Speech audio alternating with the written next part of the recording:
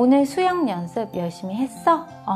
열심히 했어. 이때는 yes 또는 no의 질문이 되는 거예요. 폐쇄형 질문 yes, no 하고 나서 딱 끝나는 질문이 아니라 개방형 질문, 좀 더 생각해야 되고 생각하고 답을 해야 하고, 그러한 과정들이 반복될 때 아이는 인공지능은 절대로 대체할 수 없는 사고력을 갖게 된다는 거죠. 인공지능 따위 무섭지 않은 내 아이의 사고력, 바로 엄마와 어떤 대화를 하느냐, 내가 내 아이에게 어떤 질문을 하느냐에 따라서 달려있다는 거예요. 여러분 안녕하세요. 지영쌤의 리얼 북클럽을 시작하도록 하겠습니다. 오늘은 여러분과 돈에 강한 아이로 키우는 법 2부를 진행을 하려고 해요. 2부에서는 인공지능 시대에 살아남는 아이로 키우는 방법에 대해서 이야기를 하고 있어요. 여러분도 아마 신문에서 굉장히 많이 보셨을 거예요. 미래에는 인공지능이 우리의 직업 중에서 상당 부분을 대체하게 된다는 거예요. 그런데 이러한 인공지능 시대에서 우리 아이가 살아남으려면 도대체 어떻게 우리 아이를 키워야 할까 고민이 될 수밖에 없죠. 워런 버핏은 이야기했어요. 어릴 적 부모의 경제 교육이 지금의 나를 만들었다라고요. 증권 세일즈맨이던 아버지는 학교도 들어가지 않은 나를 사무실로 데리고 가서 주식과 채권을 보여줬다라고 적고 있어요. 그렇기 때문에 워런 버핏은 어렸을 때부터 돈에 대해서 밝은 아이가 되었고, 돈 공부를 하게 되었고, 그렇게 함으로써 부를 축적해 나갈 수 있었죠. 아이가 어린데 무슨 돈에 대해서 이야기하지 말자 라고 생각하는 것이 아니라 실제로 돈에 대해서 이야기를 해주고 자본주의에 아이가 알아야 하는 지식들에 대해서 관심을 갖도록 도와주는 것이 무엇보다도 중요한 것 같아요. 그렇다면 인공지능 시대에 살아남는 아이를 키울 수 있는 꿀팁은 무엇이 있을까요?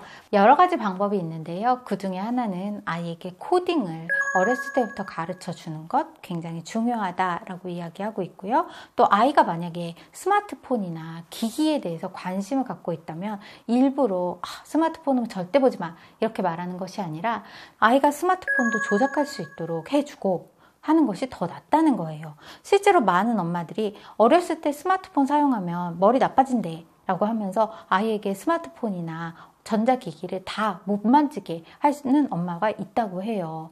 그런데 우리 아이들이 나중에 스마트폰을 가지고 정말 많은 것을 하게 될 거고, 디지털 시대에 살아남으려면 기기를 잘 다룰 수 있어야 되거든요. 그래서 이 책에서는 아이에게 전자기기나 스마트폰을 무조건 나빠 라고 말하는 것이 아니라 그래도 한번 조작해 볼 수 있도록 많은 기회를 주고 친숙해질 수 있도록 하는 것이 중요하다는 거예요.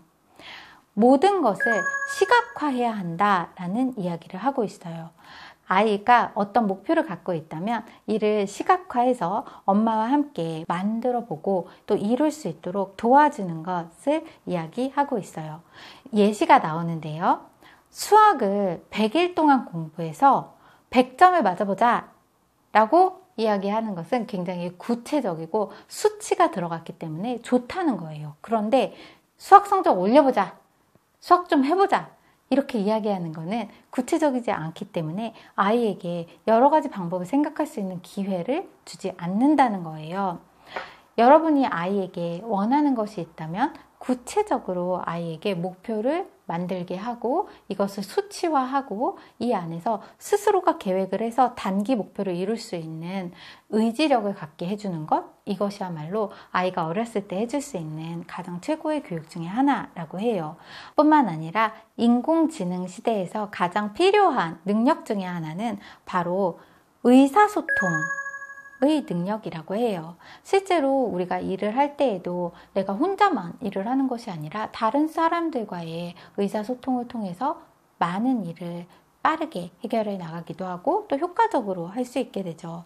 그래서 인공지능 시대가 왔을 때 우리 아이에게 경쟁력을 키워주고 싶으시다면 무엇보다도 내가 팀의 다른 사람들과도 유연하게 어울릴 수 있도록 하는 의사소통 능력을 키워주는 것이 굉장히 중요해요.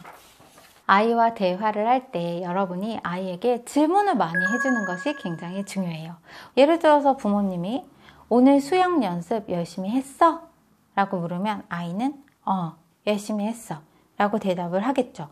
이때는 yes 또는 no의 질문이 되는 거예요. 이렇게 예, 아니요 라고 하는 대답을 폐쇄형 질문이라고 한대요.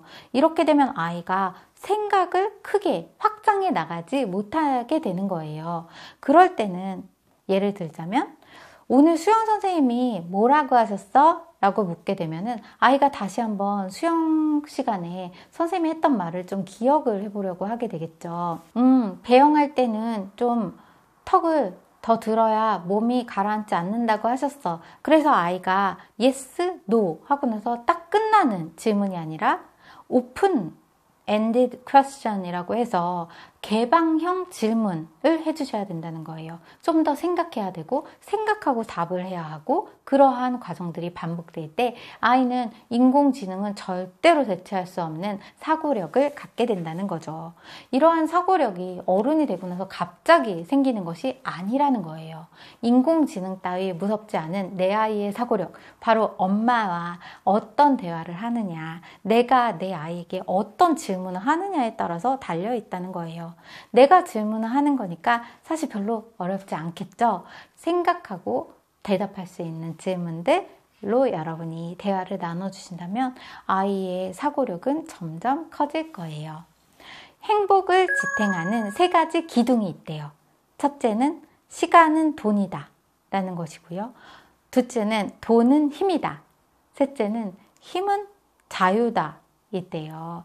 그래서 이 저자는 3가지가 모두 연결되어 있다라고 생각을 하고 있어요. 우리가 생각하는 여러 가지 돈 공부, 우리 아이에게 그렇게 빨리 돈에 대해서 알려줘야 돼? 라고 생각을 하고 계시다면 조금 마음을 바꾸셔서 우리 아이가 나중에 정말 더 큰 경쟁력을 갖게 하고 또 아이가 내 돈도 잘 관리하고 지키고 불려나가고 그렇게 경제적으로 풍요로운 삶을 살게 해주고 싶다면 어렸을 때부터 돈에 대해서 제대로 교육을 시켜주셔야 한다는 거예요.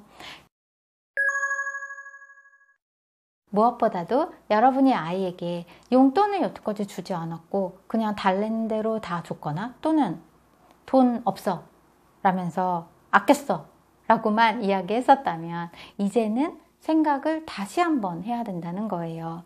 내 아이가 돈에 대해서 긍정적인 사고방식을 가질 수 있도록 도와주어야 하고 또 책임감을 가르치는 것이 바로 일상에서 지켜져야 한다는 거죠. 여러분은 분명히 잘 하실 수 있을 거예요. 이 책은 내 아이를 위한 돈 공부 방법이 상세하게 적혀져 있는데요. 읽다 보면 아이에게만 도움이 되는 것이 아니라 사실 나에게도 도움이 되더라고요.